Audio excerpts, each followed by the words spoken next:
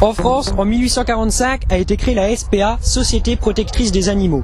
En 1903, le premier refuge SPA voit le jour à Gennevilliers, en Île-de-France, qui a permis de soigner, stériliser de nombreux animaux et de leur offrir une nouvelle vie dans une autre famille.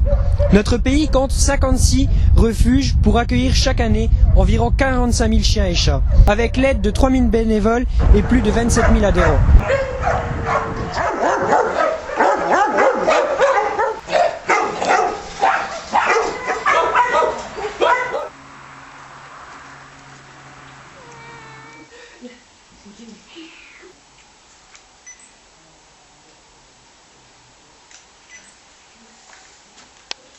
Alors avant d'adopter un animal dans une SPA, il faut vraiment réfléchir parce que c'est que l'adoption c'est un acte réfléchi. Faut pas prendre l'adoption à la légère. Faut pas, on va dire, mon enfant veut un chat, je lui achète un chat et dans 2 ans il se retrouvera quand même au refuge.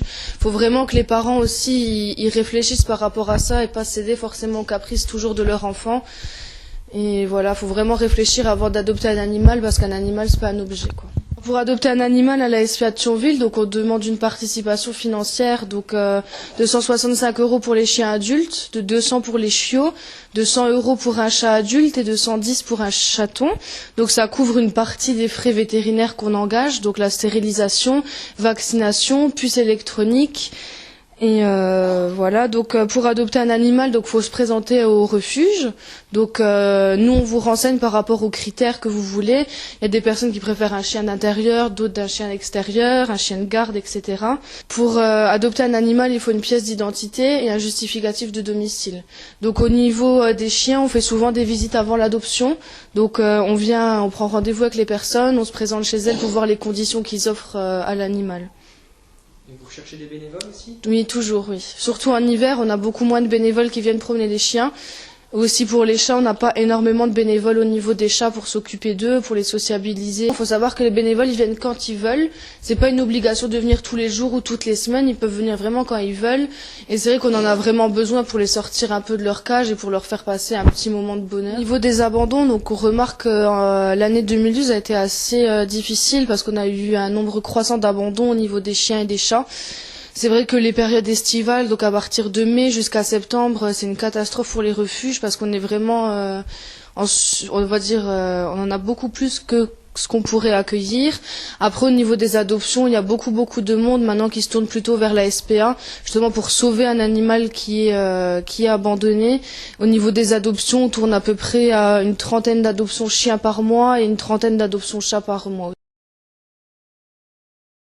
Qu'est-ce qui vous a amené à être bénévole ici au refuge ?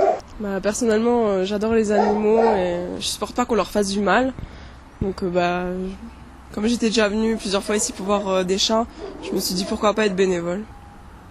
Moi j'adore les animaux aussi et j'ai connu la SPA par rapport à un stage puisque Jennifer, la directrice, fait la même formation que moi, je l'ai connue par rapport à un stage dans le milieu scolaire. Vous occupez quoi comme place dans le refuge ici, comme fonction au fond ?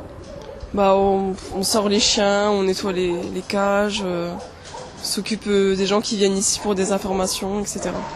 C'est une bonne aventure humaine pour des animaux. Ceux qui aiment bien les animaux, c'est vraiment quelque chose de fort à vivre. Alors nous, on est ouvert tous les jours, donc du lundi au dimanche, donc de 10h à midi et de 14h à 17h. Et on est ouvert aussi les jours fériés, donc on est tout le temps ouvert. N'oubliez pas, abandonner son animal dans la nature est considéré comme un acte de cruauté passible de 2 ans d'emprisonnement et de 3 000 € d'amende.